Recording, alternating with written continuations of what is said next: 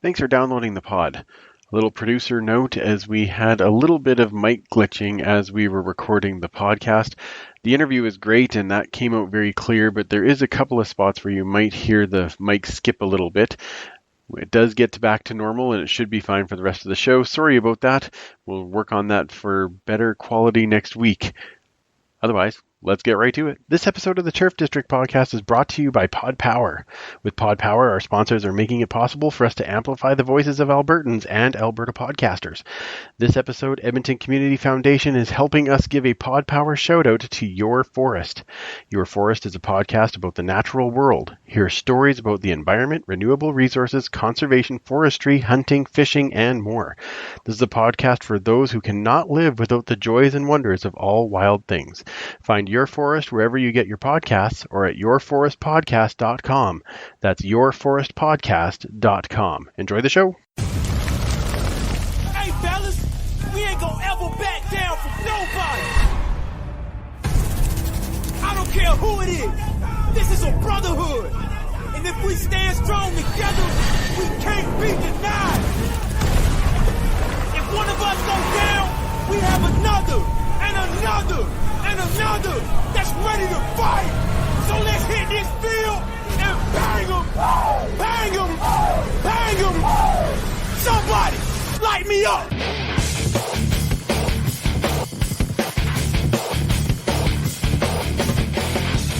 It's time to huddle up. It's the Turf District podcast.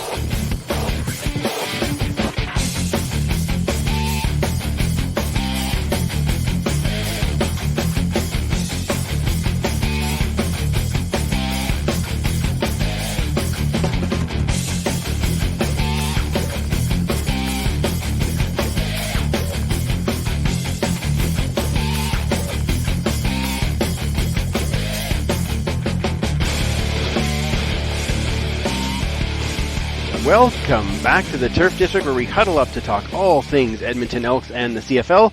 And we're a proud member of the Alberta Podcast Network, locally grown, a part of the CFPN. Find all of the Canadian Football Podcast Network shows and follow them. I'm Andrew, and welcome in to the district tonight. We are having an amazing and fun show. We're excited to have a great guest and have some good chats. First, though, let's bring in the regular crew so that you know who is here. Of course, starting with the one and only out from Turf District West, Superfan Mike. There it is. Oh, fancy! Look, my birthday gift to myself. Yes. That was like a really good roll in and out. Like it's like you practiced it. That's amazing. It's almost like spending all day in front of a mirror. Unfortunately, the word jazz hands wouldn't fit. There's too many letters, so that was my second choice. So yeah, that'll do. Oh, you couldn't have jantlers on there? Like No, that would have been amazing. Yeah, That would have been great, but sadly, it doesn't fit. Oh, well, not fair. Those are not made properly. We need to fix that. Yeah. Okay. Well, I did like the Superfan one though. That's amazing. That's so awesome and totally suiting for you. And we've missed you, Mike. We hope you're feeling better and that we get glad you're here to chat. Well, it's going to take a lot more than that to keep me down. So. Good. Excellent. That's what I like to hear. Also here tonight from Turf District South, way south, the one and only Commissioner Kayla. How are you, Kayla? Not too far south, not YYC south. Let's clear that up right now. Fair. Way south for us, right? Yeah, well, for you. Yes. That's right. I have a question. Yes. Are you allowed to, it's not defacing, but deface a license plate? Like, can you put antler stickers That's a good question. on your license plate? Because I feel like those kind of could be jantlers. They could be. I don't know. We'll have to see. that would be amazing. And then just problem solved. Put Just jazz on on the license plate and then put antlers on each side. There we go. Perfect. I like this. All right, let's bring in our guest because we don't want to waste any time on this. I will be just before I bring him in, I will say thank you to everyone who's joining us on YouTube Live. And if you've downloaded the show, thank you for downloading the show, and make sure you share that link with all of your CFL friends so they can hear from our amazing guest too. And then make sure you're adding your questions in the chat for our guest guest, and we will get to those later on in the show. And also, hey, we're only 73 follows away from 2,500 on Twitter, so if you guys could help us out with that, we'd love to get there before camp. That would be a very cool thing. All right, let's bring in our amazing guest. I feel like I should do a wrestling intro, but this week we are joined by the 2017 CFL Rookie of the Year, the 2017 Grey Cup champion, and current Elks running back. It's time to get wilder with the one and only James Wilder Jr. Thank you for joining us, sir. There it is. Nice. Those are totally different, gentlers. I'm learning from the best. I'm waiting for the license plate to roll up that says "Get Wilder" and go back down again. Oh man, don't give me ideas. I was gonna say I'm just gonna make your wife upset. What do you mean? I don't need that special thing. We gotta get Wilder on everything. Come on, that's amazing. It's only right. It's only right. Hey, thanks for having me on, guys. I really appreciate it. Yeah, absolutely. How's the off season been for you so far? Man, it's been great, man. It's been very well. Now as we get closer to June, it's getting hard. My son, he's in football, and he's 5, and I'm completely living through the kids right now. Oh, I can imagine they're taking up all of your time, I'm betting, at this particular moment. Like it's Yeah, man. So I'm halfway coaching. I'm a halfway parent, halfway coaching. And at the beginning of the season, I got one taste of a game. I texted all the parents and I said, "Hey guys, we're gonna practice 4 times a week." I'm just kind of living through. Yeah. And the parents, man, we have some diehard parents that they love football, so they're with it, man. We're having fun. Oh, that is amazing. That's That is like amazing. that's a lot of coaching, and I have a boy who's in football in the fall, and I know that it's like 3 nights a week is a lot, and then your It is. games and all those things. And as a coach, that's probably even more so than than anything. Now, hey, but one of the reasons we got you on the show is because you announced earlier on that it's Wilder Week starts next week, and Yes. you are going to be back in Edmonton. And at the end of the week, you have a camp going on. So tell us a bit about that. We're going to get into it more a little later, but I want to know up front kind of what you have planned for that because it sounds amazing. Oh, for sure. So I'm gonna be doing Wilder Week. It's the week before my camp.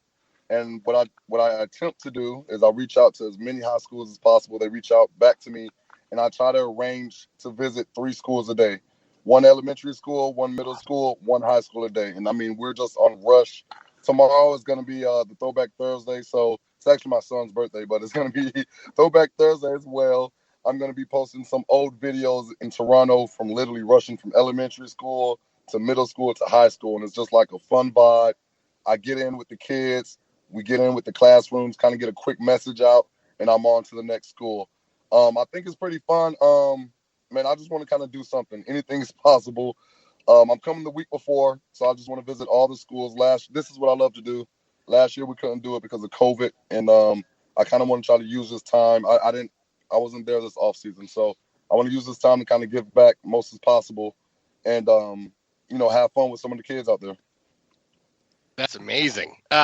We always love when we have someone on the show to kind of go back. Speaking of being a kid, when did you start with football, and did you have any sort of camps like this when you were growing up in Florida? Oh, for sure. I started playing football at a very early age because my father played football, so Right. I was kind of born into it. But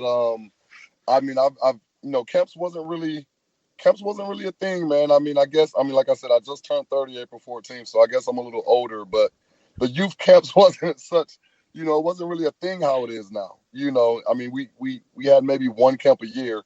But now I'm here in Florida. It's camps every other week, for these kids, which is good. I love it. I love it. So, I'm doing something online where I'm trying to get I'll reach out to a few sponsors some sponsors are donating and sponsoring kids to this camp. So when I get to these schools, I'm going to reach out to the principals and teachers to these schools, great students, maybe who can't really financially get into these camps. Somebody who's doing in school. I want to kind of grab a group of kids from each school to kind of just bring them out, maybe because their financial reasons they can't afford it. And I don't want them to have to miss out on such a great event. Oh, Man, that. that's amazing. Now, hang on a second though. Did you say you're getting kind of old? Did you say you were 30? Yeah. But 30, dirty 30, dog. Well, Oh all right. man. Well, I'm just gonna grab my walker for the rest of this conversation, but that's fine. All right. Uh, Sorry, Kayla, stepped on you Oh, again, You but guys are I good. No, couldn't you miss guys that are one. Yeah. good. You guys are Yeah. good. when I feel old, there's a problem. You guys Oh are my good. I goodness. promise. I Oh. promise. Well, other than the obvious of JW Senior, did you have a favorite player growing up? Yeah. I mean, I was a big fan of Adrian Peterson. He was just one of those taller backs. Looking up to my father growing up, he was as you guys know as football fans, the running back position was that bigger, 6'3", 225 pound, exactly what I am now. Starting to come up, that kind of started to disappear out of football. It started to go to the smaller, shiftier backs. And then you always have it's always like 4 or 5 backs that's in the league that, they're just those 6'3" bigger guys. And I kind of attached to Adrian Peterson because he was the bigger guy who can kind of run, block, and catch. And I kind of wanted to be that guy more. It's more of a upgraded game than when my father played. So that's who I kind of attached it to. Shout out to Pops. There we go. Look, nobody's older than my Pops. So you guys can feel young. I'm not A gonna little put close. names out, but you guys can look at the years, man. You guys should feel young. Well, I'll take it. yeah, I was gonna say I'm not gonna complain about that. That totally makes sense to me. So so now you just kind of talked about this, like you're a big dude, and I remember actually when I first met you right after the Grey Cup win in 2017, and Mhm. it actually was the next day I was out walking with Lori Bursey, and she's like, "Oh, that's James," and I'm like Wilder, okay, and but I'm like, She's the wow, best. She's the like best. I'm like, holy gee, you're a big dude. Now, like, when did you come into doing the running back position though? Like, did you ever think you were going to play a different position? Yeah, it was. It's funny you actually asked that. It was funny. It was actually hard coming up, man, and trying to choose. So I'm a bigger guy, and since high school I was 6'2". I was 6'2", and I was already 215 pounds in high school, which Wow. that's already bigger than Big. most NFL running backs or most running back period, right? So um, coming out of high school, I was the number one running back and number one linebacker in the nation at the time. So it was hard because a lot of colleges, they were going to bring me in, but I had to kind of figure out and kind of weave out what colleges were going to really let me play running back and who was going to really try to switch me to linebacker. So I weaved out a lot of schools because I wanted, I kind of wanted to just, I mean, when I first started playing football, I wanted to just kind of live up to Pops, we're number 32, that big running back. Those are the highlights I was watching. I mean, I watched cartoons, but I was watching a lot of highlights, man. Was my cartoon growing up. Just pop in that, I'm going to show my age again, but pop in that VCR.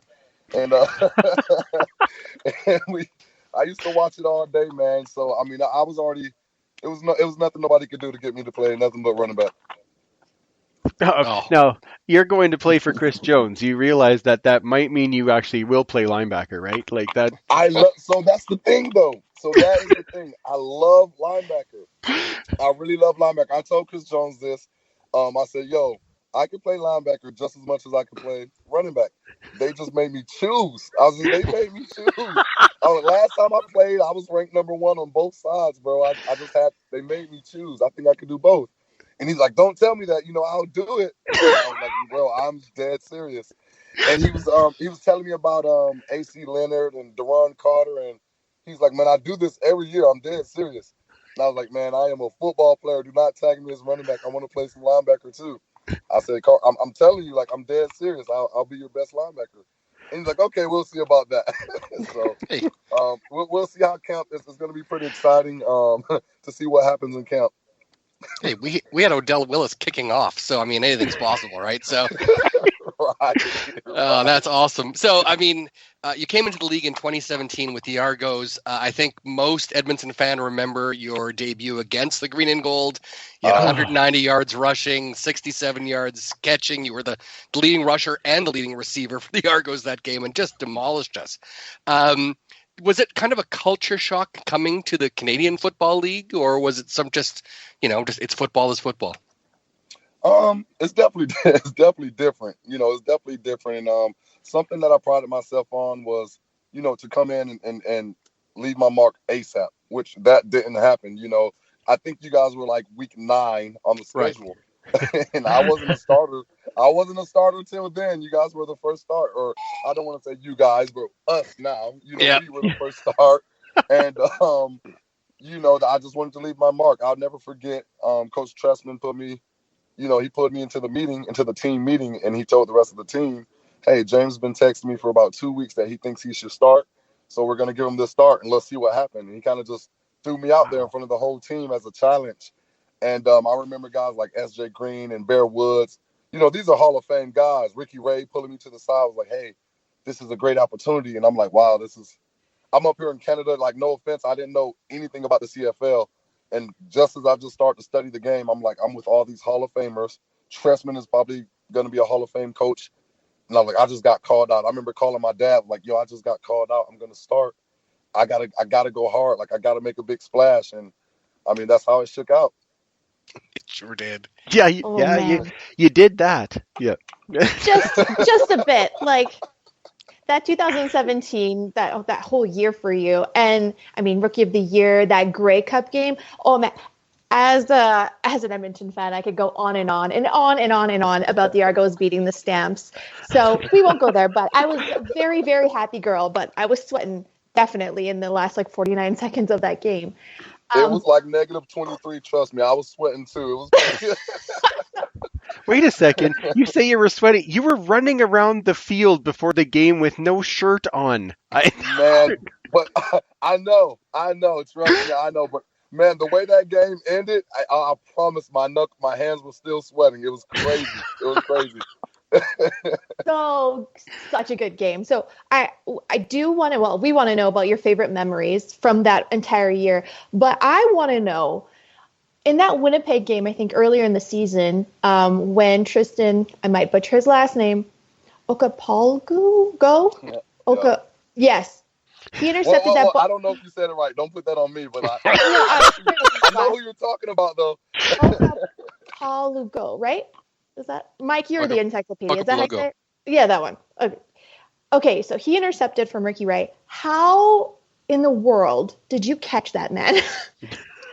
Man, when I watched that, I'm not gonna lie. When I watched that on film, that I was kind of amazed how far I was and kind of didn't hesitate and just start running.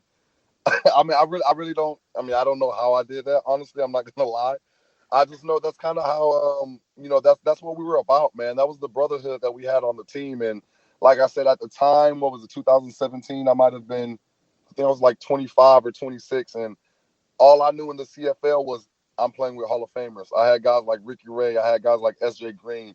And Tressman had us, like, we built a family very quick. And I love that. And when he threw that interception, I mean, I remember the first thing in my head was like, I cannot let Ricky Ray throw a pick six. I got to have his back. Like, this is my chance to show him I have his back. And, it ended up being exactly at the 1 yard line, which is crazy. I mean, that's just kind of how you plan it on the angle you take. And I mean, I guess it was a perfect angle. Man, God gifted you with jets in your boots. Seriously. Right. But did you have any other favorite memories from that year? Just the Grey Cup. It was just a Cinderella ending. Like I said, I mean, I'm from Florida. I played at Florida State. I haven't played in any snow games. So here we are, my first snow game. I'm trying to psych myself out. I'm like, I'm going to go out here shirtless. I'm not going to think about the cold. I'm going to get my mind right.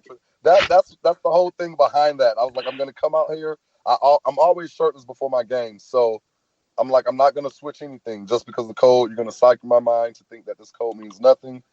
And I mean, no offense, not to be rude, but I mean, I couldn't feel my nipples for like a week after that. I never was so cold in my whole life. I promise. But that was a special day, man. I remember I was able to score. I have that touchdown ball today, still to today. And that was just a special moment, man. Every day I try to, I take a good look at that ring and, I enjoy it. It's the championship. Not a lot of people can say they won it. It's people that, you get vets every year on the team. I played in the league for 10 years. I never got it. And I'm just like, wow, you'll think coming into the league, it's 9 teams. Eventually everybody will get it, but that's not the case. Needs a brother. It needs another ring. Mm-hmm. I'm trying to stack them up too, man. That's Yeah. the first thing I told Jonesy. I said, hey, Jonesy, I promised, ask him. I said, Jonesy, I'm not going to lie, man. I said, I won the Grey Cup, and I think I've been on the bottom. My team's been on the bottom of the league every year. I said, I want to win just as bad as you. Trust me. We want a green and gold ring. That'd be amazing. So Yeah. We have to get it. We're Yeah. going to get it. We're working for it. Trust me. I love it. I love it. Now, so yeah, 2021 comes around. You joined the Elks as a free agent, coming out of retirement at that point because of the missed 2020 season. I mean, it wasn't obviously like we said, it wasn't the season that we all wanted last year. But what was it like when you first walked into that locker room at Commonwealth? Well, I'm not going to lie, man. You're not. I mean, I don't know if you guys have been in the locker rooms, Hmm. but in no shot. I mean, you got look. I love Toronto. I love Toronto. They gave me my shot to come here. After the NFL, but the difference between the locker rooms and the hot tubs and cold tubs and everything, I was wild. I was amazed. Soon I walked through, I was like, "What? You guys got cold tubs and hot tubs?" I was like, "We didn't even have that." So I was already amazed, and just the whole locker room, it actually being, it felt like ours. Instead of like renting, I just felt like more at home instead of renting fields and doing all that stuff. And it just didn't feel like home. You got to keep renting the locker room, and some days if it's a soccer game, we couldn't even go to our own locker room sometimes. I like the fact that it just felt like home. It felt like ours. You know what I'm saying? The indoor facility. If anything, we can just go to the indoor facility instead of trying to like find fields to rent. So it just felt like home. It felt like home. Everybody there was very welcoming. Everybody inside of the office. I cannot freaking wait to meet the people of Edmonton. I promise. That's why I'm doing the camp. I'm gonna try to meet the kids. Everything. I'm gonna set up so many events this season, and I can't wait to meet them. Because they stuck it out. They stuck it out with us last year, man. Last year was brutal, dog. I'm not gonna lie, and they stuck out, so they deserve it, and that's what I'm gonna try to give to them. Oh, that's the way to, get into everyone's heart. That's for sure. One thing I've always been is I've been a huge fan of the running back and running plays, especially. I'm always trying to get more running plays in a game and everything else. You had some great ones last year. You had a nice 29-yarder that was just outstanding. Do you have any favorite plays either that you ran last year or that were in the playbook that you just couldn't wait to get on the field? Honestly, my favorite play from last year was against Winnipeg. I think we was on the 20-yard line, and I think we was coming off a TV timeout. We just had a big play that put us on the 20-yard line, and we was having trouble that game scoring. And coach said, "We're gonna score this drive. We're gonna score this drive." And we were on the 20-yard line. I looked at Greg Ellison and Beard, and I told them, and Matt O'Donnell. I did tell Matt O'Donnell too, and I said, "Yo, why the heck do we have to like score this drive? Like, why not this play?" And coach called the run play, my run play. And then Beard and Matt O'Donnell, they both turned to me and was like, "Why not this play now? Let's do it. Let's go." And I scored, I think it was like a 20 or 19-yard touchdown. And I just had goosebumps. And after the touchdown, just talking to the camera and hugging Beard and Matt O'Donnell, that's those times and those memories are like movies to me. You know what I'm saying? Those are stuff that people make up and put inside of movies. You know what I'm saying? And this is happening inside of my career. So, that was pretty special for me and the team. Oh, I just need to point out Labor Day in Calgary, that one play where you got an extra 10 yards because no Stampeder defensive guy could bring you down. That lives in my brain rent free. But I thank you for that. It's a great memory. Hopefully we can get some great more. We're going to get more great memories this season. Yes, especially in Calgary. Thanks so much. But you signed the extension in January with Chris Jones as head coach. And what are you most excited for this year? Man, just honestly playing for Chris Jones, man. His resume, everybody knows about him. I called vets around the league. He's respected around the league. I called vets around the league before I signed. Hey, what to expect? How is he? And everybody held him up to the highest standard. Man, you want to play for him. He's all about winning. He's not political. This guy just wants to win. And they was like, "You're gonna laugh when you hear his country accent." And I was like, "It can't be that bad. I'm Southern." And then I heard him. And I was like, "Oh, okay, yeah. I got you." South Pittsburgh, Tennessee. That's my yeah. Hey, but listen, man, Jonesy's my guy, man. I mean, like, we have a strong relationship. We hop on the phone literally every week, and I haven't had that relationship with with a GM. I mean, he's a head coach too, but GM head coach. We're hopping on the phone, talking football. We're talking recruitment. We're talking my 5-year-old son's football games. We're talking. We're just getting on the phone, man. That's how excited we are to get this season going. Wow. Has That's he called you a awesome. yahoo yet? Because he does that a lot. No, I got a nice. Yeah, I haven't. I don't think I got the Yahoo yet. I don't Okay, think I got that's the Yahoo yet. I mean, maybe so, man. Sometimes once he gets going, man. Sometimes, I might miss a few words. I'm like, hey, what? I'm not gonna lie, but hey, I go with it, man. I understand him, and he's a hell of a guy, man. I love Jonesy already. that's that's awesome to hear that you're getting that connection too, right? And For sure. you got to make him part of Wilder Week. Like, come on, we got to be like, come on, get Jonesy chatting with people. That would be Oh funny. man, for sure. I mean, it wouldn't be right if I just told everything, man. So we got some surprises, man. I got a nice Hall of Sweet. Famer coming to the. I'll give that out. I'm not going to give the name. I got a nice Hall of Famer that the Green and Gold is going to love. He's in history. He got a couple Grey Cups. He led the team to a couple Grey Cups, and he's going to be at the camp. So, hopefully we Ooh. can get some of these kids to the camp and they can meet this guy because just as much as I look at guys like Ricky Ray and S.J. Green, that's how I view him as well. Oh, so, signs up That's all you child for guys get. camp. That's all you Okay, guys that's get. good. Yep. Okay. Um, okay, you're gonna get another chance for this, but just plug where do people go to sign up for the camp? Okay, so on my social media, I am underscore Wilder32, IAM underscore WILDER32 on Twitter and Instagram. You can go in the bios, and the link is in the bio. It will be a Eventbrite. It'll be on Okay. Eventbrite, and you can simply click on it. It's going to show the date, the event, what it's about, how lit it's going to be, and then you just literally click, get your ticket, and you bring your receipt there, and we're going to have fun. You're going to be able to tour the locker room. You're going to be able to tour, see the doctors, the hot tub, the cold tub that wowed me. Hopefully it'll wow the kids too as well. We're going to show them the great tradition that's going on in the locker room and all the history in the City of Champions. And then we're going to go have some fun, and then we're going to take them down to the stadium and eat with the players. And it's hopefully just try to give them a great experience, one to remember, and send them on their way. Fantastic. Fantastic. Mike, do we have a couple of good questions from the YouTube chat there that we Yeah, can let's. throw James's way? You betcha. So let's go through a few here. Here's one. Derek Mapstone's asking, does James like running the ball or catching passes out of the backfield better? I honestly, I mean, it's okay. So, for my football pride, I honestly like running the ball better. It always usually works out better if you look at the average catching the ball, because running the ball, you got to run through the big 300-pound guys. Catching the ball, you catch it out there sometimes, and they're like 180, 190 sometimes 170. So, it's easier to kind of shred those guys off than shredding the 300-pounders. So we're going to see lots of wheel routes from Lots Wild. lots of real routes, man. A lot of routes getting me out in space, man. I love it. I love That's it. awesome. That's awesome. All right, Mike. Awesome. Brian Alverson asks, hi, JWJ. What do you think a young running back needs to do to set himself apart in the CFL?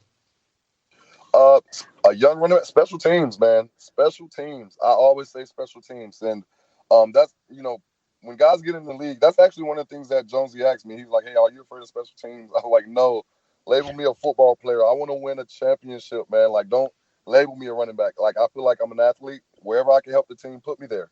And I mean, I think if a young running back, sometimes I just want to play running back. I'm a running back. I don't play special teams and don't take it serious. That's your first way out of the league, man. But special teams, take it serious. It can keep you making some game checks for a long time. That's awesome. All right, one more. Coach Vic asks, how do you view the new rule change with the hash marks getting narrower to sort of that NFL width of the goalposts? Oh, I seen that today. I haven't had a chance. Is that I haven't had a chance to look through all the rules, but I think that helps out, man. I think that helps out. From what I've seen, centering the ball, it limits the plays with the hashes are wide.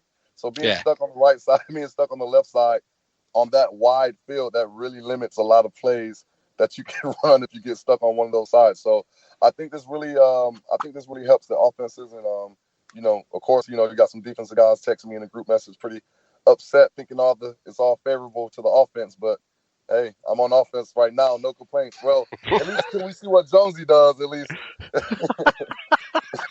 You may change your mind if they put you at linebacker. You feel me? It's like, okay, go run that whole field. Go.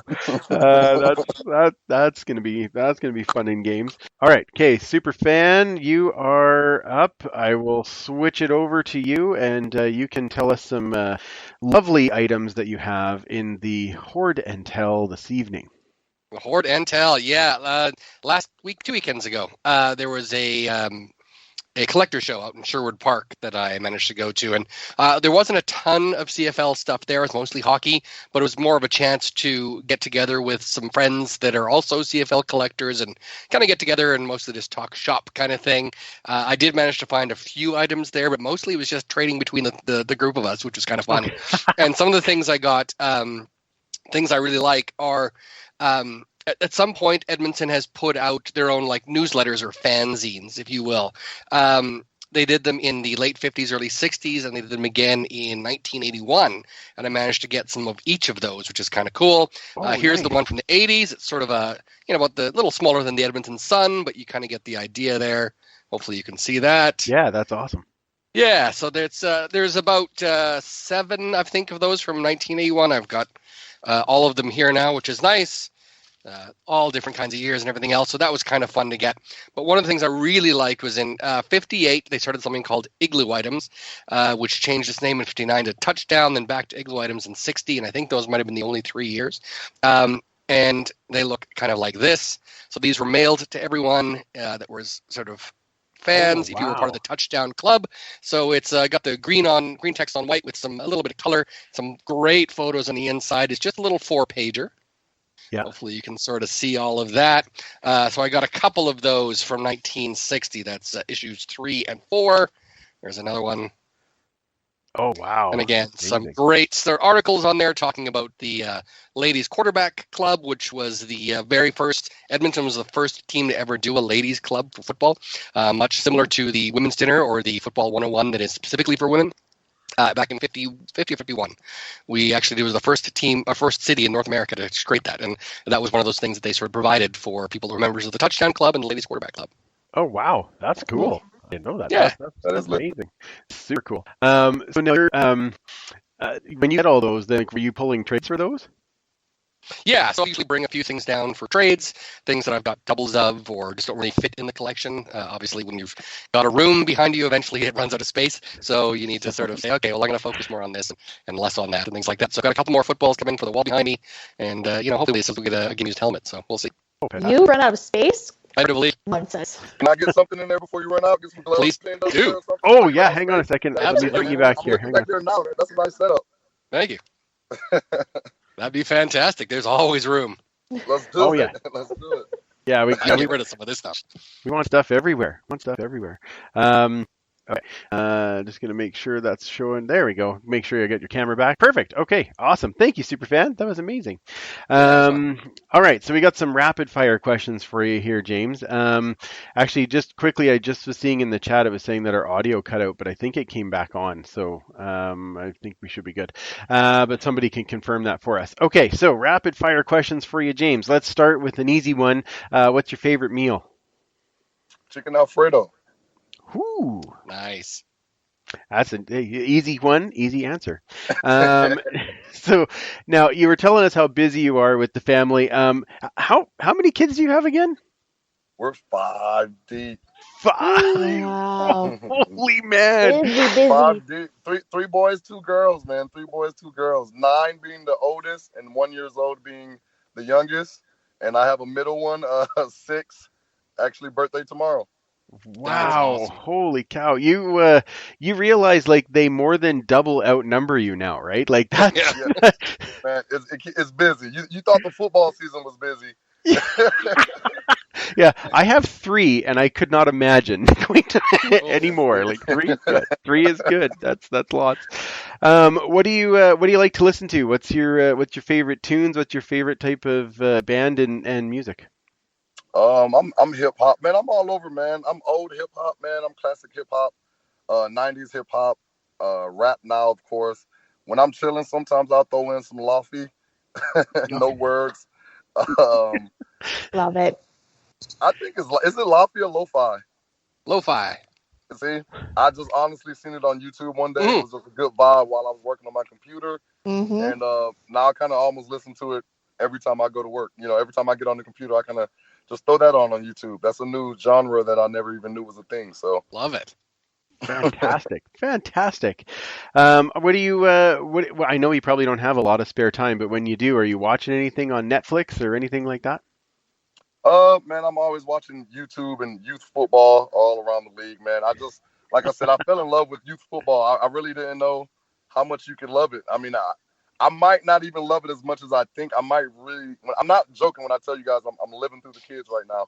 Like I need football right now. I'm missing it pretty bad. So on my Camp's spare coming. time, man, I'm literally like watching youth football and trying to figure out just new things to add to my team. Amazing. That's awesome. It's like, yeah, I was gonna say I miss football. Well, very soon you're going to be getting hit. That's how. That's right. It's coming right around the corner. I Um, can't wait. okay, another easy one. Cookies or chips? Ooh, cookies. Okay, it's funny. We're getting fairly half and half on that one. That's pretty good. Do you have any pre-game rituals other than running around the field with no shirt on? No shirt. And Okay, of course, no shirt and no shoes. No shoes, no socks. Just kind of get really? my feet. Yeah, get my feet feel as one with the field. It's the kind of thing that I put my mentals through. If you ever see me walking around the field, you'll notice I'm barefooted always. So I kind of attached to the turf, kind of attached to the earth, and that's kind of my connection with the field and my football life. Wow. I'm gonna I be like watching. that. I'm gonna be watching for that now and be like, hey, look, there's the skis that he walks around on. Okay, that's good. Shoeless James Wilder. Yes, right. Shoeless James. That's a new one. Yeah, but we'll go Yep. with that. What's your favorite team to play against? Oh man, honestly, I mean, all jokes aside, man, Hamilton Okay. Tiger Cats. Hamilton Tiger Cats. One because when I first came into the league, I was with Toronto, and Hmm. Hamilton was the rivals, and Toronto was another had a historic rivalry with the Ticats. And when I first came to Toronto, I know you guys remember I moved in. I was all in. I was like, man, I'm gonna do this CFL thing all in. Like, so I was all in with the rivalry. I remember tweeting like, I hate the Ticats. Like, if the Argos hate them, I hate them. And man, nobody warned me about their fan base. Man, their fan base doesn't make Brutal. any sense. Um, I don't even make it through the tunnel, man. They're hanging out the tunnel. Got me posters hanging over the tunnel, calling me names, but respectfully in the funnest way. And then of course, me and Simone always go at it. He kind of in the football world, he doesn't like me. I don't like him. In the football world, of course, I don't have any beef with anybody outside of football, but that's always fun. That's always, get those talks going between the fan bases. And I think that's what football is about. And I think that's what keeps the entertainment going. And it's always fun for me. Their fans hate me and I don't like them. And, after the game, they always say, hey, James, we hate you, but man, we love you, man. We love what you do for the league. And it's kind of like a weird mutual respect. That's They're fantastic. brutal. They're brutal. I went to Hamilton to watch a game with the Elks, well, then Eskimos, and they were chanting "Argos suck" while we were playing them. I was like, wow, that Oh hatred yeah, runs it's deep. real. The beef is real with the Argos and Ticats, man. But hey, look, do not worry though. Like I said, I'm all in with my organization, so it's beef with Calgary for me right now. So we'll make sure, Kayla, we get you that game you're looking for. Thank you. Oh, what we love to hear. What we love to hear. What's the first thing you do after winning a Grey Cup?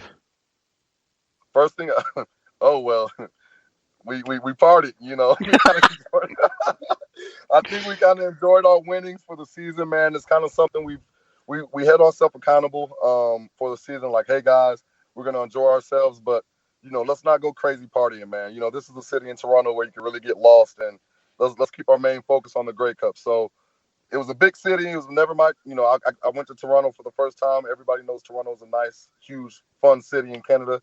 And, we stayed focused that whole year. I mean, we enjoyed ourselves a little bit, but for the most part, we stayed focused. So we just celebrated, man. Honestly, we celebrated. We all enjoyed ourselves. And to be able to see guys that I couldn't even think will be celebrating with us, I mean, that's what made that night special as well, too.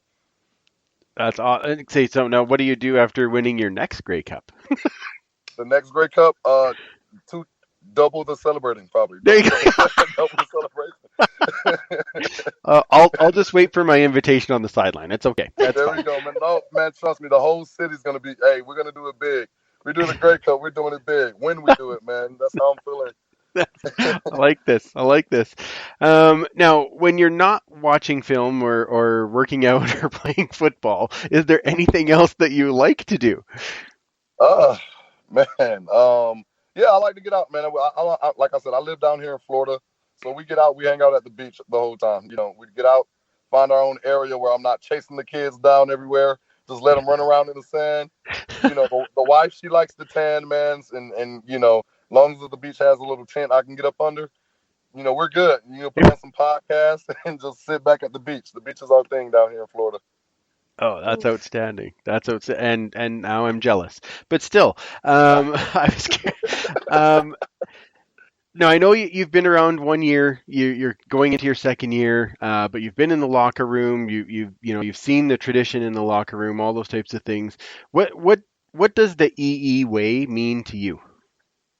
Wow. Oh, that's a good one, man. The EE way, man, just tradition. And when you say tradition in history, of course that's cliche to say, but when you say tradition in history with teams like Edmonton, like that holds weight. This is a franchise. These franchises have so many championships. These franchises been here longer than NFL teams, like a long time. You got legendary Hall of Fame guys, especially the one that I got coming to the camp, by the way.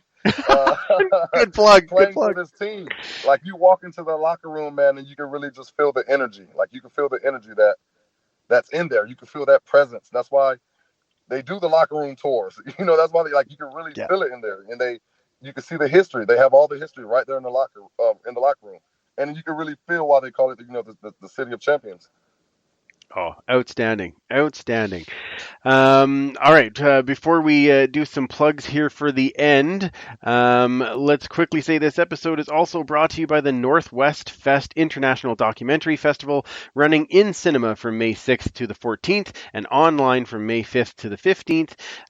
Northwest Fest is thrilled to finally be able to bring the festival back to Metro Cinema this year with an outstanding lineup of some of the year's best docs and a few fun surprises. This year's festival is a hybrid affair with over 20 films screening at Metro Cinema, including the acclaimed Nick Cave music doc, This Much I Know to Be True, along with dozens of feature and short films screening online. Award-winning filmmaker Alexandre O'Philippe will also be in town to present his filmmaking masterclass, so this event is open to the public and is an absolute must for anyone who's ever dreamed of making their own film. Check out the full Northwest Fest film lineup and purchase all access passes or single tickets at northwestfest.ca. That's northwestfest.ca. James, thank you so much for taking this time to join us and have some laughs and tell us about your football past and what's coming up. While everybody's here, let's give all the plugs again. Where does everybody get being part of Wilder Week, other than my 15-year-old who I just signed up while Mike was doing the Horde and Tell? But everyone else. But where does everybody else join in so that they can be part of it? Okay, guys. So for Wilder Week, this is what you have to do. Honestly, you could just hit up my DMs on Twitter or Instagram. If not, you could hit up my email, jameswilderjr@yahoo.com. jameswilderjr@yahoo.com. Principals, teachers, we're filling up the spots. There's going to be 15 schools throughout the whole week between the 2nd and the 6th. I'm looking for 5 elementary schools, 5 middle schools, 5 high schools. First come, first serve. That's all you have to do, and I'm there. It's no money involved. Sign up your school, and I am there. It's that easy, guys. Just do it, and long as it has to be in Edmonton, of course. Let me add that. That in there. Yeah, that's a good thing. But, and I'm going to be there, guys. And then, of course, for the camp, May 7th, we're going to have a whole bunch of my teammates there, a lot of my brothers there, some coaches there, and, of course, the surprise Hall of Fame past player as well. That's going to be on my Instagram. That's going to be on my Twitter as well. And that is IAM_Wilder32. IAM_WILDER 32. Fantastic. And man, I can't wait to see pictures and stuff from Wilder Week and from the camp, because I know, like, both Mike and I have talked about it before. Part of our attachment to the team is when we were kids, the players came to the school and we were like, I can't believe this guy is here and he's actually talking to me, and it was crazy, right? So I love that you're getting that chance to be back in the community and spreading this positive energy. It's fantastic, and so thank you so much for that. It's gonna be very exciting to watch. And then, of course, the next week is camp, which for us is even more exciting to watch. So yes, that's right. James Wilder Jr. at linebacker. It's gonna be amazing. Okay, I just keep gonna play it because it's funny. Superfan Mike, where does everybody find you? They find me at 56 Parkies. On Twitter is probably the best spot, or you can find the history and horde segments at Edmonton Football History, which is at EDMHISTOREE. Wonderful. And Commissioner? You can find me on Twitter at Duchess Lombardi. And I just want to comment, every time Mike says that, it's flawless. It took me a year to get our old podcast name right. But it's right. Chef's kiss, man. He is pretty amazing. That's why we call him Super. Yeah. And you can follow me at Felicious. Our APN shout out to this week, I love that, goes to the 2 and Out CFL podcast as that next week. And camps open right away, so up with Brazilian Thai and Travera as everything get going for the season. You can find them and all the other shows at the Alberta Podcast Network.com. And of course, Pay It Forward with football. Make sure that you are joining their voting fundraiser. It's this Sunday, May 1st. There's still some tickets available, and they extended the ticket deadline until April 30th. There will be some Elks players that will be there, so reach out to them to join in the fun. The Super family and my family will be there for sure, and we're very excited to be part of that. It's going to be a blast. And join us in the huddle at the Turf District. You can find that on Twitter, on Facebook, and Instagram, and we're there for all the different chats and things. Of course, we are going to have overtime right away, so if you're on YouTube Live, stick around for overtime. We'll talk a little bit about the new rules. We'll talk about some of the things that are going on as we get to the draft next week. If you're not up for that, then otherwise we will be back in a couple weeks. We will catch up on everything that happened at the draft, and that will start our season run of weekly shows. And we can't wait to get back to weekly and talking some real football and some of the stuff that's on the field. It's going to be so amazing. So camp is right around the corner, everyone. I can't even tell you how excited I am. Thank you again to James Wilder Jr., amazing guest, and I love laughs and I love the positivity. It's outstanding. So for James Wilder Jr., for Superfan Mike, for Commissioner Kim Andrew, remember, you can't catch football with your face, and we will absolutely talk to you in a couple weeks or in a few minutes on Overtime. Thanks for listening. Find more great shows like this at CF Pod Network on Twitter.